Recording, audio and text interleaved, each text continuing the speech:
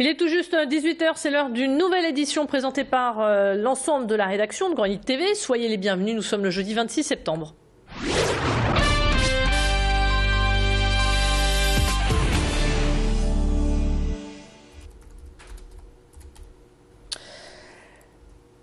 C'est une prise d'assaut peu ordinaire. Depuis hier, 4 papas et une maman sont retranchés tout en haut du beffroi de Lille. Ils veulent que la garde alternée soit légiférée pour faire valoir leurs droits de parents. Et des banderoles culminent au-dessus de la capitale des Flandres sur lesquelles on peut lire des prénoms d'enfants. Ce commando pacifiste dénonce une injustice familiale et a clairement décidé d'aller jusqu'au bout pour se faire entendre. Pour mener à bien cette opération, ils ont bloqué l'accès au beffroi et ont avec eux des vivres pour pouvoir tenir quelques jours. Leurs revendications être entendues et reçues par Martine Aubry. Le point avec notre journaliste sur place, Idil Gunaï. Les 4 pères de famille et la maman sont toujours retranchés en haut du beffroi de Lille. Et forcément, à cette hauteur, il est compliqué d'entrer en lien avec eux. Mais tout de même, ce matin, nous avons pu entendre un père de famille qui s'exprimait par le biais d'un mégaphone et qui nous expliquait qu'il n'avait pas vu sa fille depuis 5 ans. On peut également apercevoir des banderoles avec des prénoms d'enfants, Sacha, Camille, et on comprend bien qu'au cœur de cette opération osée, eh bien, ce sont des problèmes de garde d'enfants, de garde alternée. Pour l'heure, la mairie a bien sûr empêché l'accès à la tour, au beffroi de Lille, et on va rappeler que ces 4 pères de famille et cette maman sont retranchés depuis maintenant plusieurs heures, depuis hier après-midi avec eux quelques vivres. Ils ont cadenassé la porte du beffroi et bloqué l'ascenseur. Et pour l'heure, donc, ils sont toujours à plusieurs mètres de hauteur ici à l'hôtel de ville de Lille. Et bien sûr, nous suivons cette affaire de très près. L'actualité, c'est aussi l'opération coup de poing menée par les salariés de l'entreprise Gossens. Ce matin, ils ont fait du bruit devant le conseil régional suite à la liquidation de l'entreprise marquoise de fabrication d'emballage début septembre. Les salariés se battent pour obtenir des indemnités de départ.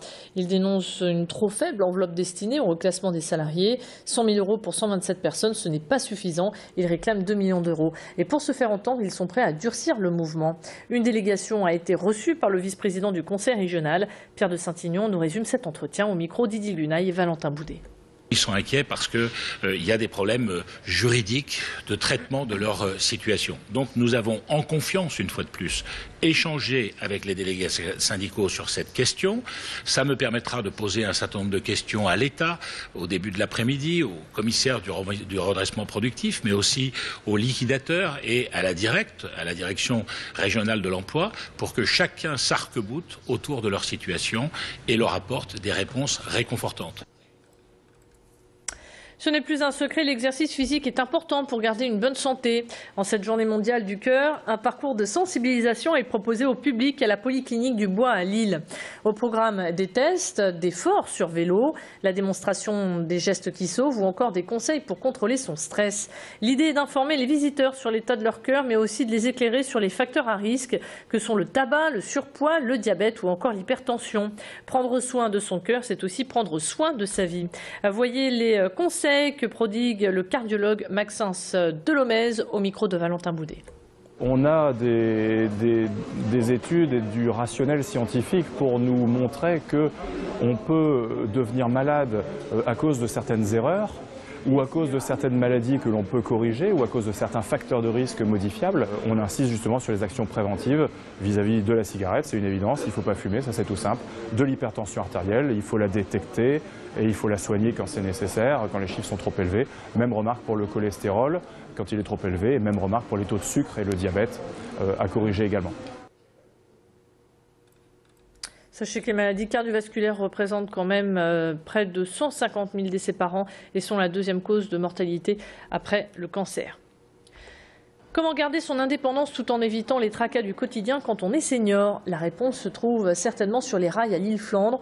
Le train Bien vivre toute sa vie est entré en gare. À l'intérieur, il présente une résidence tout équipée pour seniors, composée de restaurants, piscines, clubs et même un appartement type.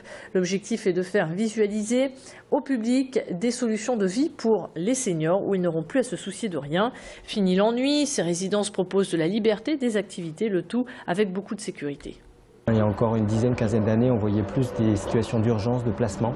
Aujourd'hui, les gens préparent mieux leur retraite, ils préparent mieux leur vieillesse et donc ils se renseignent pour prendre les meilleures décisions en toute connaissance de cause. La moyenne d'âge reste à peu près la même qu'il y a une quinzaine d'années. Donc nous, essentiellement, dans nos résidences, nous avons des seniors qui ont entre 75 et 80 ans.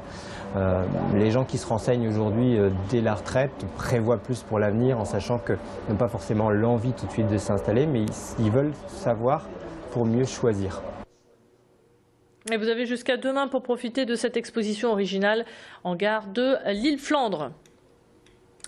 Passer devant la vitrine de chez Mertz sans saliver et sans s'arrêter relève du défi. On connaissait les douceurs sucrées et depuis peu de temps, il y a aussi le salé. Aujourd'hui, cette institution lilloise officialise l'ouverture de son nouveau concept restaurant du soir avec une cuisine gastronomique et des plus authentiques. Les produits sont frais, de saison et viennent de notre terroir. Il n'y a qu'à regarder la carte pour s'en apercevoir avec des noix de Saint-Jacques du Boulonnais ou encore du pigeonneau de Steenvoorde. L'inspiration du jeune chef cuisinier va à coup sûr émoustiller vos papilles. Des images signées Macha Grunessen. C'est ainsi que s'achève cette édition tout en direct. On se quitte un court instant mais on se retrouve très vite pour votre météo.